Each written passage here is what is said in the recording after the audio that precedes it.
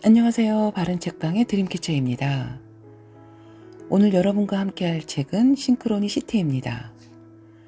싱크로니시티란 심리학자 칼 융으로부터 나왔습니다.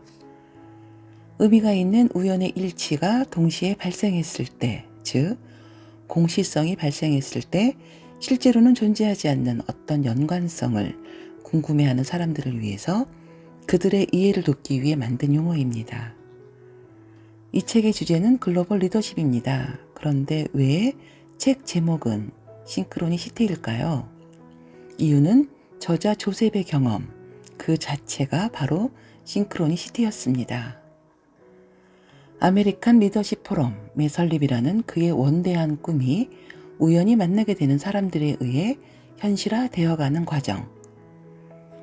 의미 있는 우연의 일치가 현실에서 반영되어 그의 꿈이 실현되는 과정의 경험이 바로 싱크로니시티였습니다. 그렇게 보이지 않는 손의 도움으로 만난 물리학자 데이비드 봄과의 대화를 통해 개인과 공동체가 함께 뜻을 이루기 위해 꼭 필요한 생산적인 대화를 어떻게 하면 이끌어낼 수 있을까에 대한 방법과 그 해결책은 무엇이었는지 지금부터 알아보겠습니다. 첫 번째 이야기, 대화로 나아가는 관문. 현재 사람들은 단절되어 있다는 사고를 갖고 있고 그래서 따로따로 움직입니다. 사람들 사이를 막고 있는 벽이 분해되면 우리는 한 마음이 되고 한 사람처럼 움직이게 됩니다. 그렇다고 우리가 획일화된다는 의미는 아닙니다.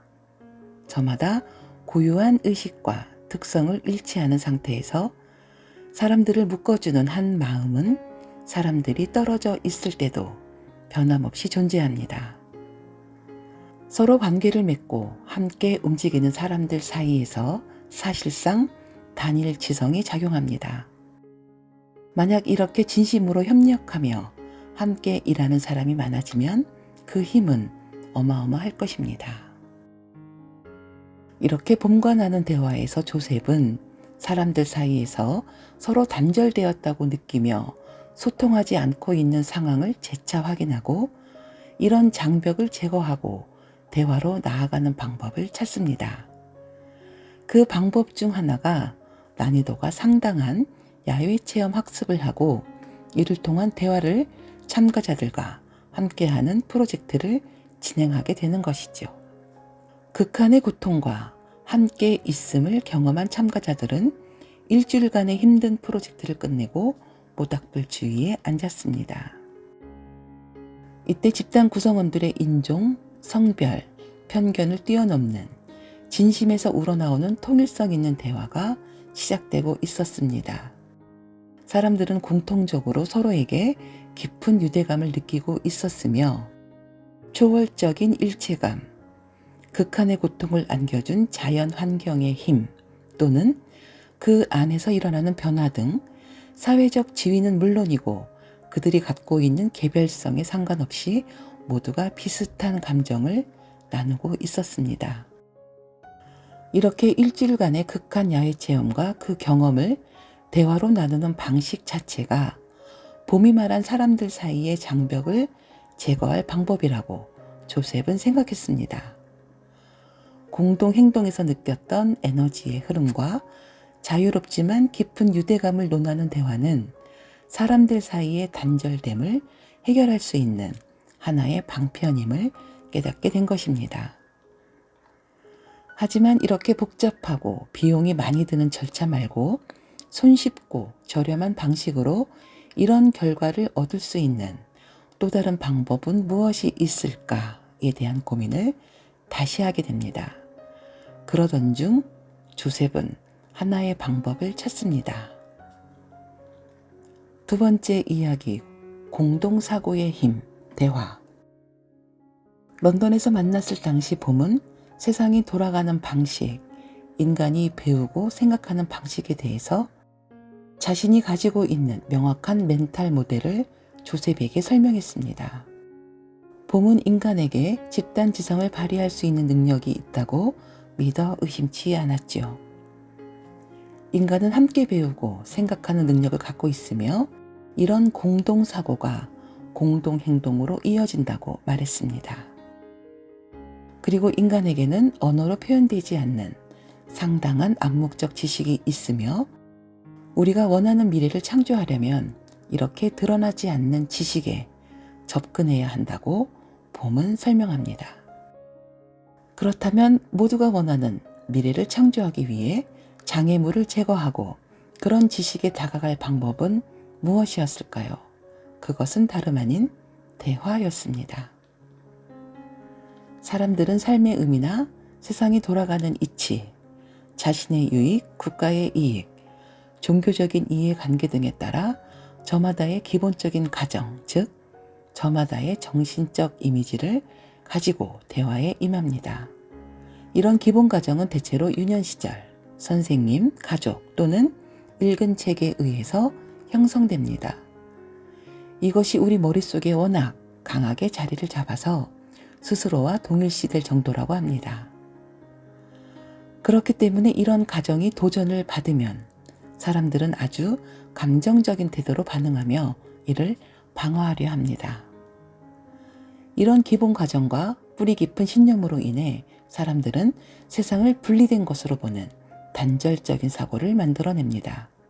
하지만 사람들이 통일성 있는 사고를 한다면 이는 엄청난 힘을 가지게 되며 만약 일정 시간 지속되는 대화의 기회가 있다면 우리는 통일성 있는 사고의 흐름을 유지하게 됩니다.